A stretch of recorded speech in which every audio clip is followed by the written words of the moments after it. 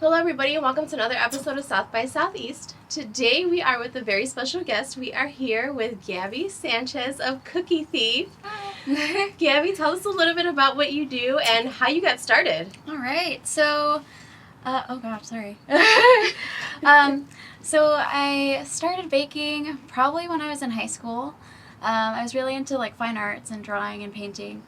So I was going through that, looking into colleges. It's like, okay, well, this is a little stressful. I don't know if I'll be successful. I don't even do it. Yeah, like I don't know if I'm that good of a painter to do this. And then I was looking into like business colleges and like just regular community colleges, and then like all of a sudden I was dress baking at 4 a.m. I was like, oh my God. You're like, wait, I think I found my calling. Yeah, I think I could do all of this in the same thing. So I just moved to Whiting, and I just started this up probably a couple months ago. So I do custom cakes, cookies, sugar cookies. I could do pretty much anything. Like for Thanksgiving, I might do some pies. Ooh, yeah. We're going to order some pies. Yeah. Don't let me forget. Mm-hmm. But I really want to do like really big dessert tables of like chocolate covered Oreos and like dipped pretzels and cake pops. But because of COVID, all the big parties are gone. Still, yeah. So what are you doing right now? I know that you're doing your Cookie Thief, and what does that consist of? I know you said cakes and cookies, but tell me a little bit about these, because I seen these the other night, and they look so pretty. Thank you. Yeah, so I really love painting, like I said earlier, but I figured I could do them with sugar cookies too. So this is all edible. It's just a sugar cookie with some food colored like watercolor on top. Oh, okay. Yeah, and I wanted to do something like this for the show because they're just super pretty. They are. Thank you. I would be afraid to eat and be like, I don't want to destroy a piece of art. I think that's the best part about like cakes. Like it's such a great like piece, but then it's gone. Yeah. So it's just like in your memories forever. And tell me a little bit about your history. I know you said that you were on Chopped. Mm-hmm. Yeah, so I was on season 1 of Chopped Sweets, and I made it all the way to the final round, and then I got chopped. Oh. But how was that experience? I mean, it has to be kind of nerve-wracking in the sense to be in front of cameras and lights and, like, you can't wear this, you can't wear that. Oh, yeah, it was so stressful. Like, the entire day was timed out by the second. So there was a woman backstage. Her name was Samantha. She was super sweet. But she, like, had a headphone in, or, like, a microphone in, and everybody had microphones and headsets in, and they were talking into radios everywhere you went. And, like, you were just sitting in this, what they called sequester room, just like, okay, I gotta pee. And they're like, no pee. I was like, okay. So, I'll hold it. Yeah. So they just, like, monitored our every move. But the entire day, I was just thinking, like, I just want to get in the kitchen and actually cook. And I was there the entire day. So I went in at 6, and then I left at maybe, like, 9 or 10. Oh, my gosh. Yeah. And I only cooked for maybe, like, an hour and a half, 2 hours. Oh, my gosh. Yeah. So it was crazy, but it went by super fast. What was the special dish that got you through your rounds? Oh, God. This was a while ago. So I think the first... Sorry, I have to go back because it's been about a year because I filmed it in November. Okay. And then it aired in March. So I think the first one... Oh, my God. Oh, yes. So I did apple fritters, and then I can't remember what, like a more burnt caramel sauce, and they really liked it. And everyone that round was like kind of and like they cut off the cameras and like, you guys have to pull up your presentations because everything looks really bad. I was like, okay, I'm so sorry. Like, okay, let me make this nicer. Yeah, while I'm running. But I was so glad because I was like dripping in sweat, but they all like edited it out. They're like, that's not pretty. We don't want to see that. And then the cameras are everywhere too, and they had like long wires.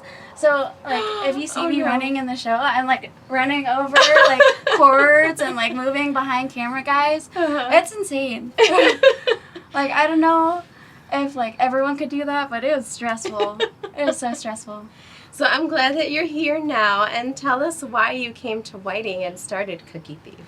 Yeah, so I originally came to Whiting. Well, I'll do a little backstory. So I originally, right after culinary school, I went to a ranch in Wyoming, and then it was seasonal, so I was there for like the end of like summer and fall. Oh, okay. And then I went to California, worked in Napa for a bit, went back to the ranch, and so like every other season I'd go a different place. And then the last season I was like, I'm kind of tired of bouncing around. I want to like stay stationary. So my boyfriend is also a cook that I met in culinary school. Oh, okay. And he moved up within the company of the ranch, so they have a location in Maribel. And I was like, hey, I think there'd be more opportunities for me in Chicago because of pastries and stuff. And we found Whiting because it's like a perfect bridge in between. So it's been pretty nice so far. It's really calm over here, which is really good. Well, that's good to hear from an outsider because we always, like the city people don't really think that it's a whole lot calmer as opposed to, I guess from being in the city as in like on the outskirts of the city, it is a little bit more calmer. So I guess you're right there. Yeah. Definitely Whiting is a lot calmer than the city. So yeah.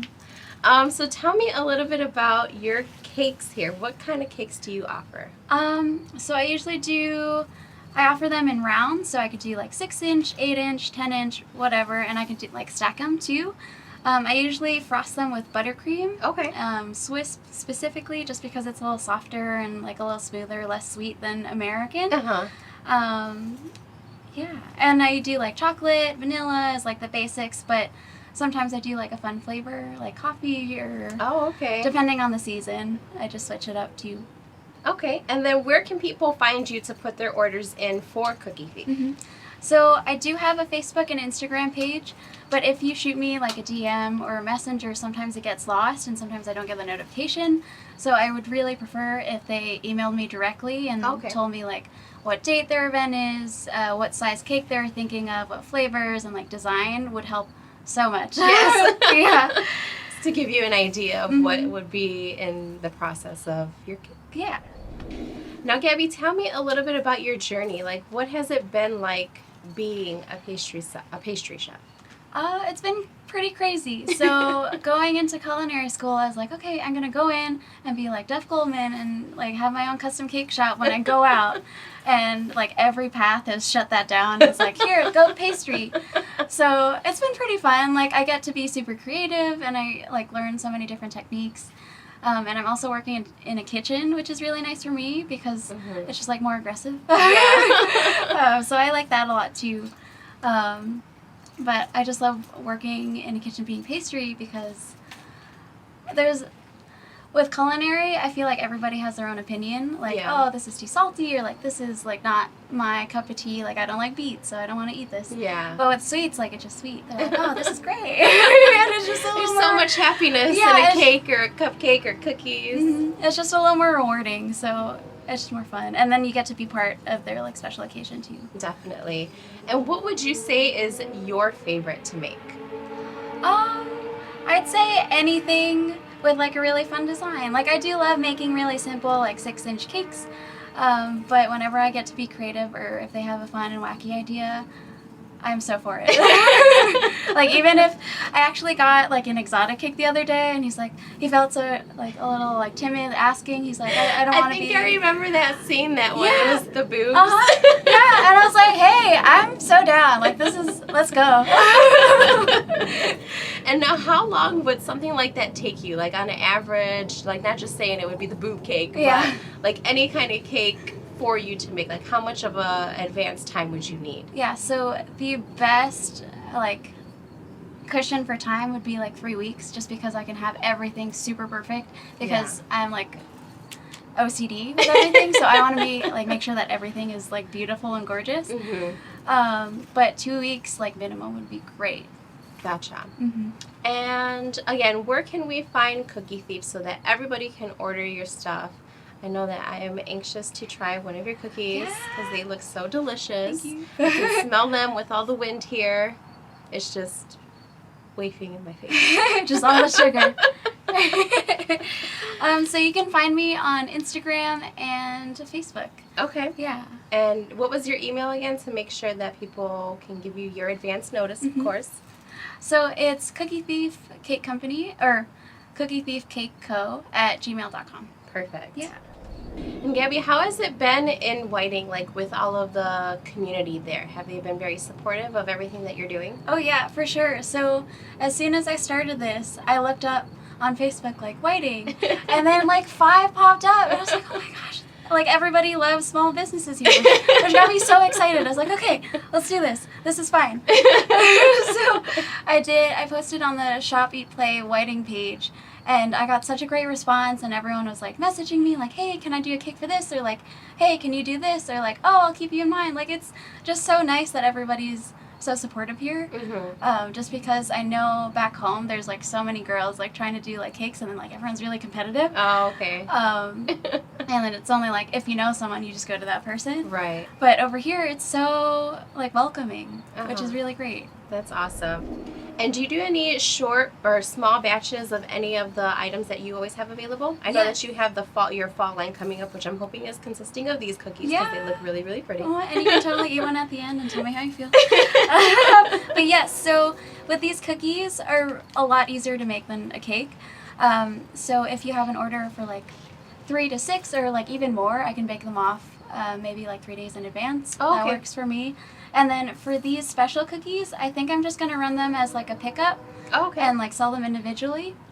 So like if you want one, just like message me and then you can pick it up at my house. Run it out to you. Yeah. But for cakes, I usually do like a delivery fee, or you can pick it up as well. I just want to make sure that it's safe because that's like my biggest fear, having like a cake like tip over or in something. The car. Oh no. Like I don't want you to deal with that. I don't want like anybody to deal with that. And I know you wanted to run a promo, so can you tell me a little bit about what we're going to do for you? Yes, of course. So this is a version of the cake that we're going to be doing. So it's going to be a 6-inch candy corn cake, but I'm going to do chocolate because that's the fan favorite. Everyone's been ordering a devil's food cake, so I was like, you know what, let's do it. Let's go for it. So we're going to be running the promo from October 22nd to the 27th, and then we're going to be running it on Facebook and Instagram. So you're going to have to like our posts and then tag 3 of your friends just to get our names out there. And then you can, I guess, tag them every day for another ballot, I guess, or ticket. And then we'll announce... we'll announce the winner, and then you'll get one of these bad boys. Oh man, I think can I enter? Yeah, of course. Tag your friends. Because I might want one. Yeah. Okay. No, we won't rig it. I promise. Because as much as I want the cake, I want everybody else to have a piece too. Okay. So thank you, Gabby, for visiting us. And I also wanted to say thank you to our patron people from Patreon. We have Stevie's Michies and Willie G, Hegewisch Nutrition, and Dog Apparel Company. So thank you guys for being our patrons. If you want to be a patron, we will link that too. Thank you, everybody. This is another episode of South by Southeast.